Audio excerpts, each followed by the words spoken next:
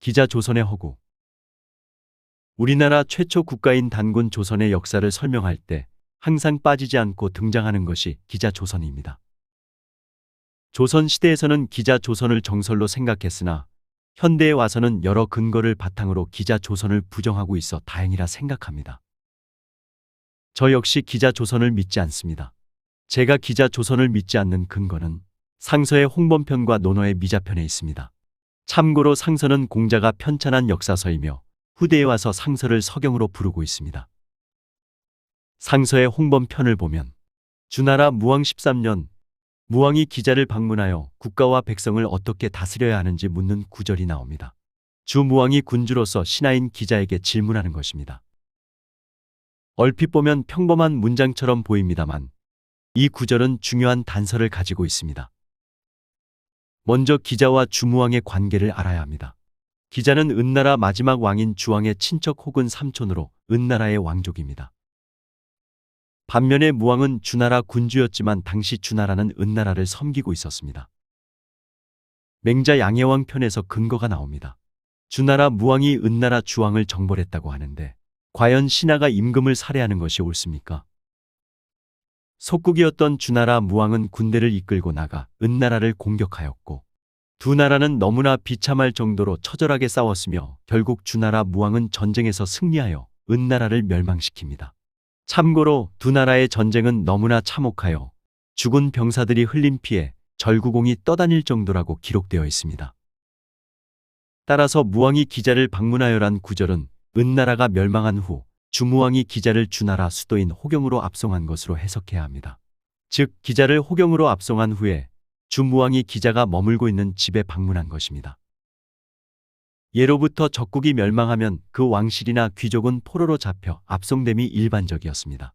그러므로 주나라 수도인 호경으로 압송되어 포로의 신분으로 감시를 받고 살아가는 노년의 기자가 감시와 단속을 피해 탈출에 성공하여 이후 추격하는 주나라 군사들을 피해서 호경에서 단군 조선까지 그 먼 거리를 갔다는 것은 불가능한 일입니다. 기자 조선은 전한시대의 복승이 쓴 상서대전에서 처음으로 등장한다고 합니다.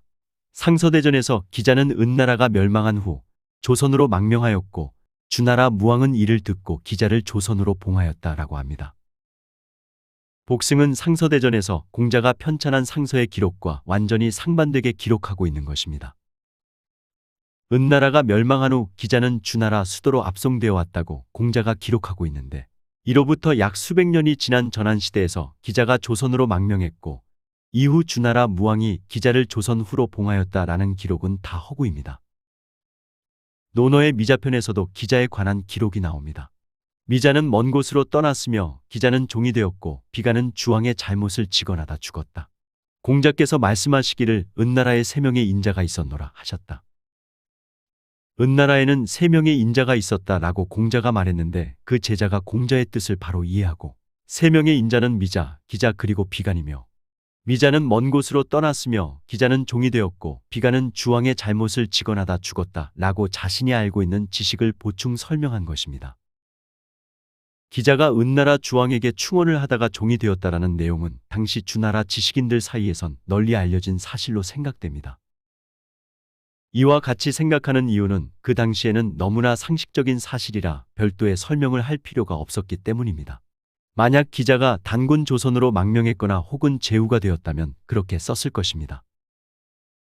당시 주나라 지식인 사이에선 그런 이야기를 들어본 적도 없고 상상해 본 적도 없는 일이라 아주 간명하게 기자는 종이 되었다라고 기록한 것으로 생각합니다. 맹자 공손추상에서도 맹자가 기자를 언급하지만 단지 현인으로만 기록하고 있습니다. 기자동례설의 5천여 명에 대해서도 생각해 보았습니다.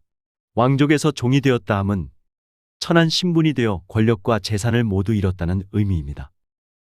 참고로 기자동례설은 은나라가 멸망하자 기자가 주무왕의 포로가 되는 것을 피하기 위해 5천여 명의 무리를 이끌고 단군 조선으로 망명했다는 가설입니다. 종이 되어 권력과 재산을 모두 잃은 기자가 어떻게 5천여 명의 무리를 이끌고 단군 조선으로 망명할 수 있겠습니까? 그 5천여 명의 무리를 인솔하기 위해서는 막강한 리더십과 재력이 뒷받침되어야 합니다. 종의 신분인 기자에게 그런 리더십과 재력을 가질 수가 없습니다. 따라서 기자 동네설도 허구입니다. 그리고 왜 하필 5천여 명이라고 했을까? 추측해보면 복승이 기자 동네설을 만들 때 기자 정도의 은나라 왕족이라면 당연히 시급을 받았을 것이라 생각하고 그 시급의 거주민을 5천여 명 정도로 산정하여 기자 동네설을 만든 것으로 생각해봅니다. 조선시대의 유학자들이 기자조선서를 인정한 것은 순수한 유학자로서의 마음이라고 생각합니다. 그러나 그 후 많은 학자들이 기자조선을 여러 근거로 부정하고 있습니다. 저는 상서 홍범편과 논어 미자편에 근거하여 복승의 기자조선을 허구라고 생각합니다. 영상을 시청해 주셔서 감사합니다.